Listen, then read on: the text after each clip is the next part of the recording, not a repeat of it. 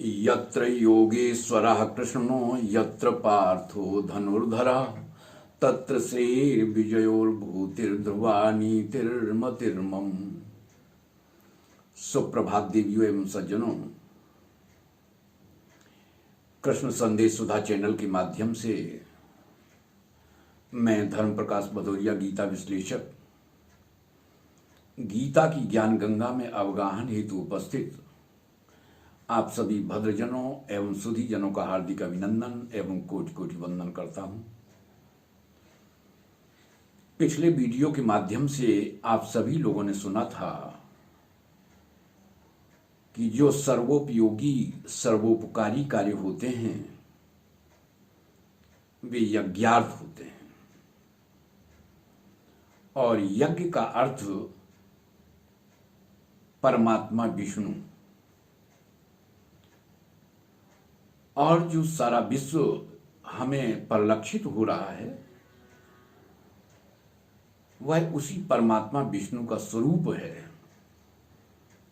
इसलिए इसकी सेवार्थ जो भी क्रियाकलाप किए जाते हैं उनमें किसी भी तरह का बंधन नहीं होता, जबकि यह सारा जगत कर्म से बंधा हुआ है। आगे भगवान कृष्ण क्या कहते हैं उसे आप लोग बड़े ध्यान से सुनेंगे कि सह यज्ञा प्रजा सृष्ट्वा पुरोवाच प्रजापति अनेन प्रशविष्यध्वमेशवोस्तिष्ठ कामधुको। यहां मधुसूदन भगवान कृष्ण अर्जुन को बता रहे हैं कि देखो अर्जुन,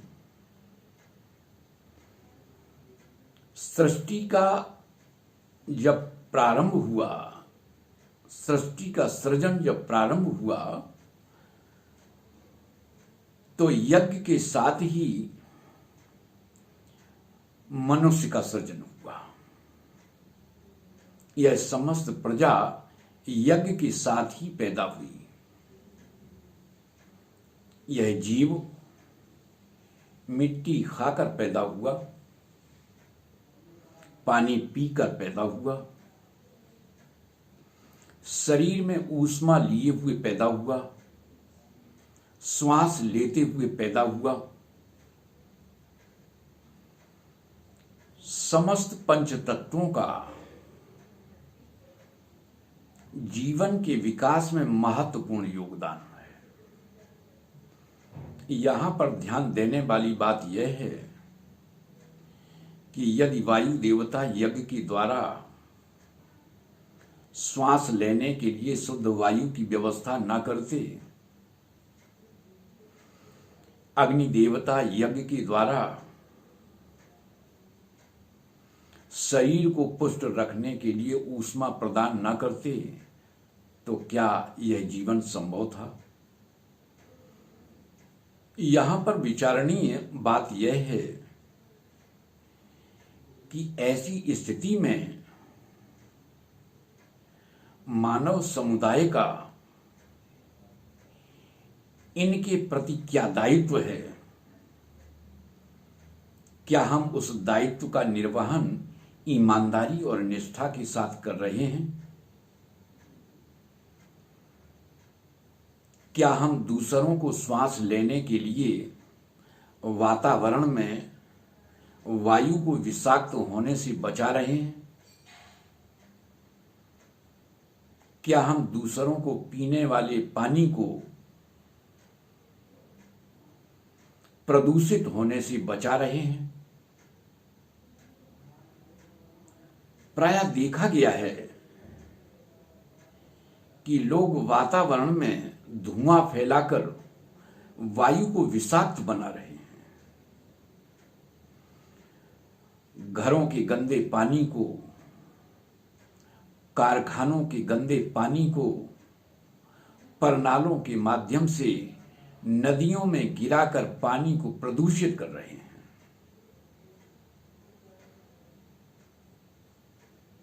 यह यज्ञ वाला काम नहीं है, यह तो प्रदूषण फैलाने वाली बात है। यदि तुम सचमुच अपने जीवन में यज्ञार्थ कर्म करना चाहते हो यदि सचमुच तुम अपने जीवन में यज्ञ करना चाहते हो तो सर्वत्र सुगंध फैलाओ, सतोगुण फैलाओ, मधुर रस की वर्षा करो, सौंदर्य की सृष्टि का सृजन करो, सुकुमारता की विस्तार में किए जाने वाला कार्य करो।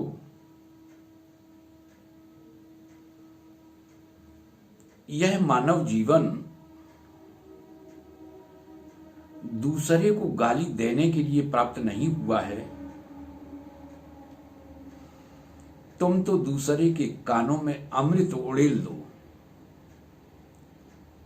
यह सदैव ध्यान रहे कि भगवान प्रजापति ब्रह्मा ने सृष्टि के प्रारंभ में जब यज्ञ के साथ मनुष्य का सृजन किया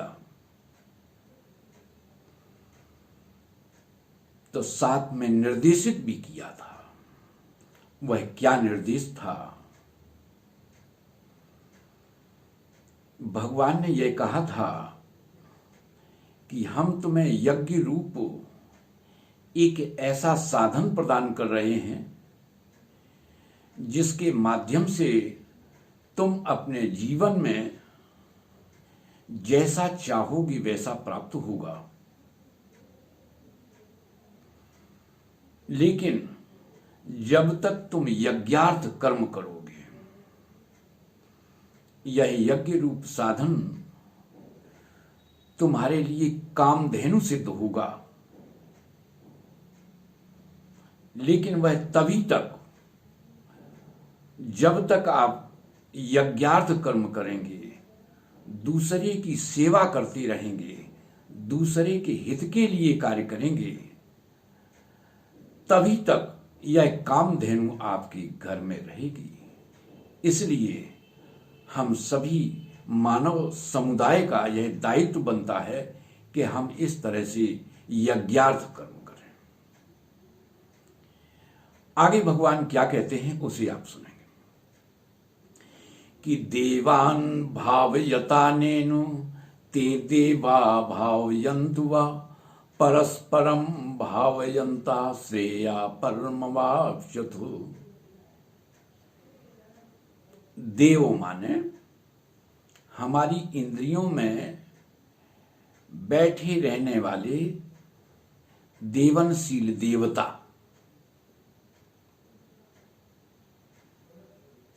इंद्रियों में देवता अपना अपना स्थान बनाकर बैठे हुए हैं। रामचरितमानस में भी तुलसी बाबा ने लिखा है कि इंद्रिय द्वार झरोखा नाना ताता सुर बैठे कर थाना। अपना अपना अड्डा जमा कर बैठे हुए। यहां पर विनिमय वाली बात है। आप देवताओं को के लिए सोचो, देवताओं की उन्नति के लिए सोचो और वो तुम्हारे लिए सोचे। तो हमारे आचार्यगण या गुरुजन ऐसा कहते हैं कि यज्ञ के द्वारा तुम अपनी इंद्रियों को शक्तिशाली बनाओ ताकि आंख देखती रहे, कान सुनते रहें, नासिका सूंघती रहे, जिह्वा स्वाद लेती रहे और पांव चलती रहे। यह यज्ञ तुम्हें शक्ति प्रदान करेगा। देवान भावयत, देवताओं की तुम उन्नति करो, देवता तुम्हें शक्ति प्रदान करेंगे। तुम्हारे भीतर कर्म करने की शक्ति सदैव बनी रहेगी। परस्परम भावयन्तः, आपस में अपने कार्य को समझते हुए उत्तम रीति से जीवन का निर्वहन करो और श्रेया परमवाप्स्यथु, और कल्याण को प्राप्त हो, कल्याण की प्राप्ति करो। तो आज के वीडियो में बस इतना ही। आज की चर्चा यदि आप लोगों को पसंद आई हो तो हम आप सभी लोगों से निवेदन करते हैं, हमारे चैनल को ज़्यादा से ज़्यादा लाइक करें, शेयर करें, अपनी आख्या दें, और यदि आप नए हैं तो हमारे चैनल को सब्सक्राइब अवश्य कर दें। जय श्री कृष्ण।